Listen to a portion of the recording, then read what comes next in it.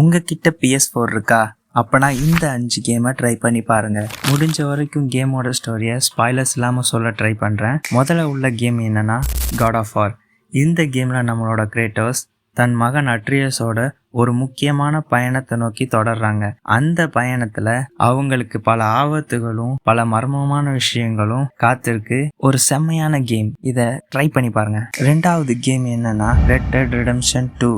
Arthur Morgan ஒரு outlaw கேங்ல ஒரு முக்கியமான உறுப்பினரா இருக்காரு. கேங்ஸை காப்பாற்றவும் தன்னோட வாழ்க்கைய பத்தி அவர் எடுக்க வேண்டிய சில முக்கியமான முடிவுகளும் தான் இந்த கதையில முக்கியமான பகுதி. நம்ம மூணாவதா பார்க்க போற கேம் என்னன்னா GTA 5. இது ஒரு ஓப்பன் வேர்ல்டு கேம். இந்த கேம் எங்க நடக்குதுன்னா லாஸ் சாண்டோஸ் அப்படின்ற ஒரு சிட்டியில நடக்குது. இந்த சிட்டியில மைக்கேல் பிராங்க்லின் ட்ரெவர் அப்படின்னு ஒரு 3 பேரை சுத்தி நடக்கிற கதை தான் இது. உண்மையாலுமே செம்மையான கேம், ட்ரை பண்ணி பாருங்க. நம்ம நாலாவதா பார்க்க போற கேம் என்னன்னா மார்வல் ஸ்பைடர்மேன். பீட்டர் பார்க்கர் ஏற்கனவே ஸ்பைடர்மேனா நியூயார்க் சிட்டியை காப்பாத்திட்டு இருக்காரு. காப்பாத்திட்டு இருக்கப்போ புது புது வில்லன்ஸ் வர்றாங்க. அந்த வில்லன்ஸ் எல்லாம் எப்படி டிஃபீட் பண்றாருன்றது தான் இந்த கேமோட ஸ்டோரி. நம்ம அஞ்சாவதா பார்க்க போற கேம் என்னன்னா the last of us remaster. ஒரு பேரழிவுக்கு அப்புறம் ஜோயல் தன்னோட பொண்ணான எல்லிய காப்பாற்ற வேண்டிய ஒரு பொறுப்பு வருது. அந்த பயணத்துல அவங்களுக்குள்ள ஏற்படுற ஒரு நட்பும் உறவும் தான் இந்த கதையோட முக்கியமான ஒரு பகுதியா இருக்கு. இந்த கேமோட ஒரு கேம் பிளே வேற லெவல்ல இருக்கும்,